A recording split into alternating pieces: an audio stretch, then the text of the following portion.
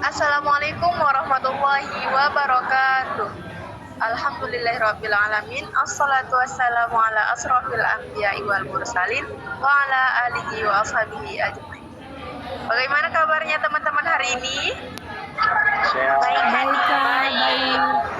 Alhamdulillah. Semoga kita selalu dalam keadaan sehat walafiat ya. Nah, kali ini kami dari kelompok 5 akan membahas tentang minat dan bakat. Sebelumnya, perkenalkan saya Hanifah Zahra sebagai moderator dan rekan-rekan saya Davina Loisa Borutarigan sebagai pemateri 2. Saya Lady Inta Odelia Ginting sebagai pemateri pertama. Saya Olivia Borsi Mangunsong sebagai pemateri ketiga. Saya Rizka Aryono Simanjorang sebagai pemateri ketiga. Saya Theodora Karolin Purba sebagai pemateri keempat.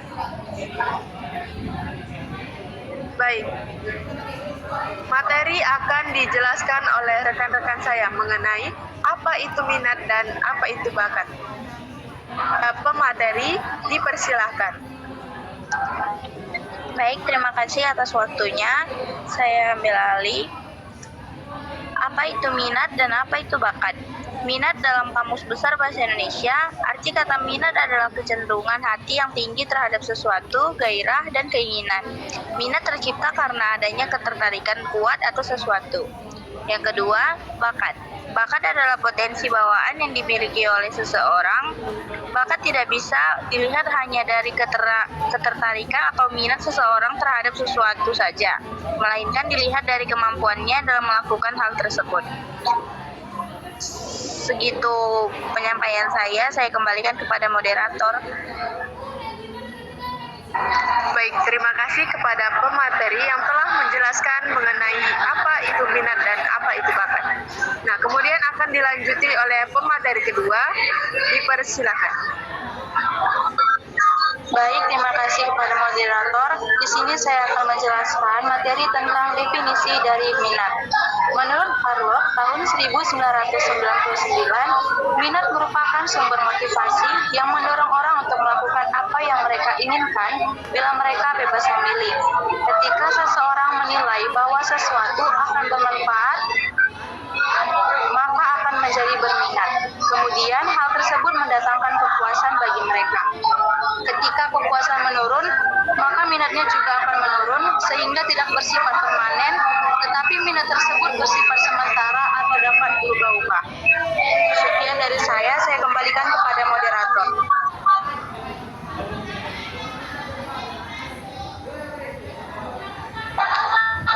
Baik, terima kasih kepada pemateri yang telah menjelaskan mengenai definisi minat. Kemudian akan dilanjutkan oleh pemateri selanjutnya. Dipersilakan. Baik, terima kasih kepada moderator. Di sini saya akan menjelaskan jenis-jenis minat. Yang pertama itu minat vokasional. Minat ini adalah minat yang berkaitan dengan bidang pekerjaan. Contohnya minat keilmuan, akuntansi, mekanik, atletik, seni, dan kesejahteraan sosial. Minat vokasional dibagi menjadi minat profesional, komersial, dan kegiatan fisik. Yang kedua, minat avokasional, yaitu minat yang dilakukan untuk memperoleh kepuasan atau hobi. Contohnya minat seni, petualangan, kuliner, dunia hiburan, memasak, organisasi, apresiasi, dan ketelitian. Yang ketiga, minat pribadi. Minat yang muncul dari dalam diri karena menyukai satu hal. Contohnya minat pada mobil-mobilan, musik, atau suatu pelajaran tertentu. Yang keempat, minat situasional. Minat yang muncul akibat dari suatu kegiatan tertentu yang membuat tertarik atau ingin terlibat dalam kegiatan tersebut.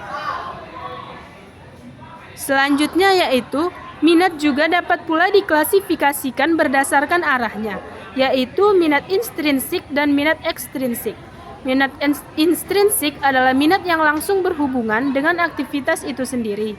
Sedangkan minat ekstrinsik adalah minat yang berhubungan dengan tujuan akhir dari suatu kegiatan. Sekian penjelasan dari saya kembalikan kepada moderator. Baik, terima kasih kepada pemateri. Kemudian akan dilanjutkan oleh pemateri selanjutnya. Saya persilahkan. Baik, materi selanjutnya adalah bakat. Definisi dari bakat. Bakat atau aptitude adalah kemampuan bawaan yang merupakan potensi yang masih perlu dikembangkan atau dilatih untuk mencapai suatu kecakapan, pengetahuan, dan keterampilan khusus. Misalnya kemampuan berbahasa, bermain musik, melukis, menari, dan lainnya. Adapun jenis-jenis bakat, yang pertama adalah bakat umum. Bakat umum merupakan kemampuan yang berupa potensi dasar yang bersifat umum, yang artinya setiap orang memilikinya. Contohnya, kemampuan berpikir, kemampuan berjalan atau bergerak, kemampuan berbicara, kemampuan menulis dan membaca, kemampuan mengungkapkan ide melalui tulisan dan gambar. Kedua adalah bakat khusus. Bakat khusus merupakan kemampuan yang berupa potensi khusus, yang artinya tidak semua orang memilikinya.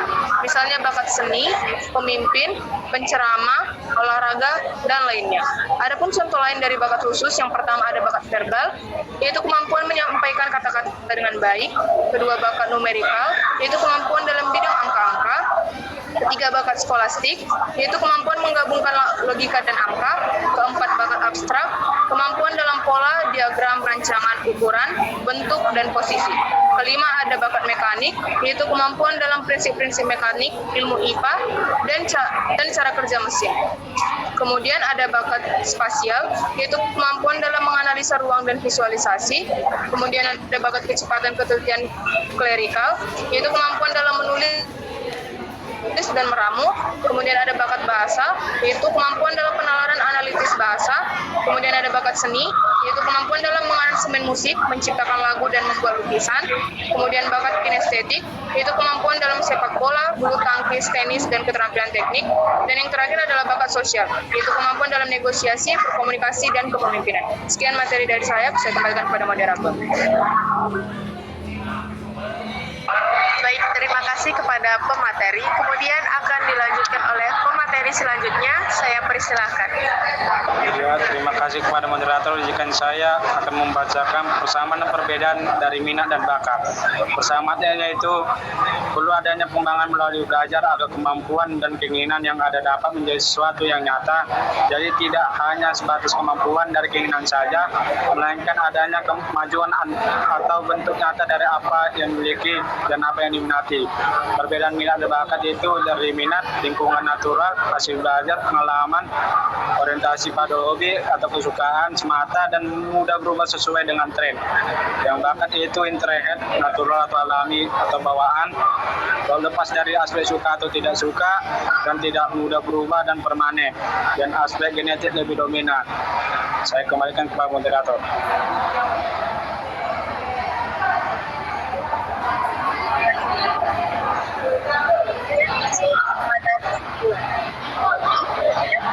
Sebagai suatu aspek psikologi yang dipengaruhi oleh beberapa faktor, baik yang sifatnya dari dalam, internal, dari luar, eksternal.